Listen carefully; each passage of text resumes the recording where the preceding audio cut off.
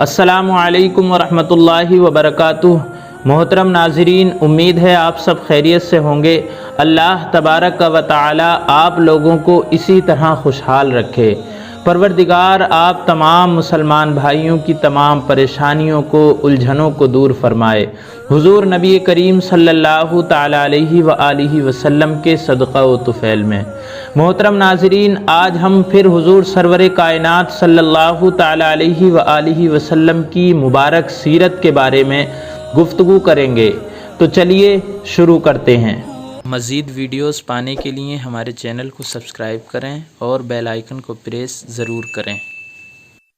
حضور نبی کریم صلی اللہ تعالی علیہ وآلہ وسلم کی عمر مبارک جب 25 برس ہوئی تو آپ کا نکاح ام المومنین سیدۃ النساء حضرت خدیجۃ الکبریٰ رضی اللہ تعالی عنہا سے ہوا، جن سے آپ کی 4 بیٹیاں اور 2 بیٹے پیدا ہوئے، لیکن دونوں بیٹوں کا وصال کم سنی میں ہی ہو گیا۔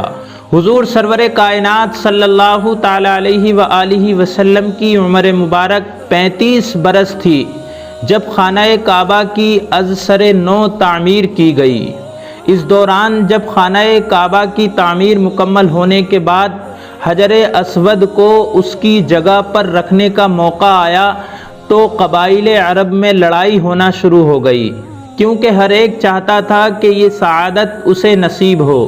حضور سرور کائنات صلی اللہ تعالی علیہ وآلہ وسلم نے اس جھگڑے کا حل یہ بتایا کہ تمام قبائل کے سردار ایک بڑی چادر لے کر اس کو تھام لیں اور حجر اسود کو اس کے درمیان رکھ کر مطلوبہ جگہ پر لے جائیں۔ چنانچہ جب حجر اسود کو مطلوبہ مقام پر پہنچایا گیا تو آپ نے اسے اٹھا کر اپنے ہاتھوں سے نصب کیا۔ آپ کے اس فیصلے سے تمام سردار بھی خوش ہو گئے اور مکہ مکرمہ خونریزی سے بچ گیا۔ حضور نبی کریم صلی اللہ تعالی علیہ وآلہ وسلم اپنی نوجوانی سے ہی مکے کے اندر صادق اور امین کے لقب سے مشہور تھے، اور لوگ آپ کے پاس اپنی امانتیں رکھوایا کرتے تھے۔ جب آپ کی عمر 40 برس کی ہوئی تو آپ پر حضرت جبرائیل علیہ السلام پہلی وحی لے کر آئے اور آپ کو اعلان نبوت کا حکم دیا گیا۔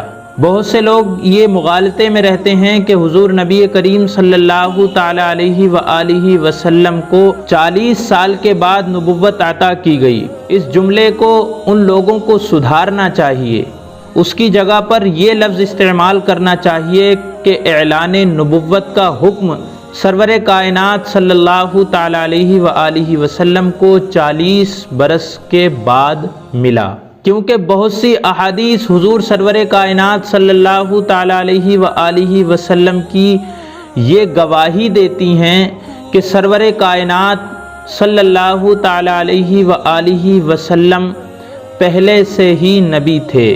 مثال کے طور پر ایک وہ حدیث مبارک جس کے اندر سرور کائنات صلی اللہ تعالی علیہ وآلہ وسلم نے فرمایا کہ میں اس وقت سے نبی ہوں جب آدم مٹی اور پانی کے درمیان تھے۔ ابتدا میں حضور سرور کائنات صلی اللہ تعالی علیہ وآلہ وسلم نے خفیہ طور پر دعوت تبلیغ شروع فرمائی۔ آپ کی زوجہ مطہرہ ام المومنین حضرت خدیجۃ الکبریٰ رضی اللہ تعالی عنہا نے اسلام قبول کیا۔ ان کے علاوہ آپ کی بچیوں نے اسلام قبول کیا۔ حضرت ابوبکر صدیق رضی اللہ تعالی عنہ اسلام لائے، اور حضرت ابوبکر صدیق رضی اللہ تعالی عنہ کی کوششوں سے حضرت عثمان غنی ایمان لائے۔ مولا کائنات سیدنا علی المرتضیٰ رضی اللہ تعالی عنہ اسلام لائے، اور لوگ تھے جنہوں نے ابتدا میں حضور سرور کائنات صلی اللہ تعالی علیہ وآلہ وسلم کی رسالت کا اقرار کیا۔ حضور نبی کریم صلی اللہ تعالی علیہ وآلہ وسلم کو جب اعلانیہ طور پر دعوت تبلیغ کا حکم ہوا تو آپ نے قریش مکہ کی دعوت کی اور انہیں اپنی نبوت سے آگاہ کیا اور اسلام میں داخل ہونے کی دعوت دی۔ قریش نے انکار کیا اور آپ کے جانی دشمن ہو گئے۔ محترم دوستو، ہم حضور سرور کائنات صلی اللہ تعالی علیہ وآلہ وسلم کی سیرت طیبہ کے تعلق سے گفتگو کر رہے ہیں۔ آگے بھی انشاءاللہ اس پر گفتگو کریں گے۔ آج کے لیے بس اتنا ہی۔ دعاؤں میں ضرور یاد رکھیے گا۔ اللہ پاک تمام مسلمانوں کی تمام پریشانیوں کو دور فرمائے، آمین۔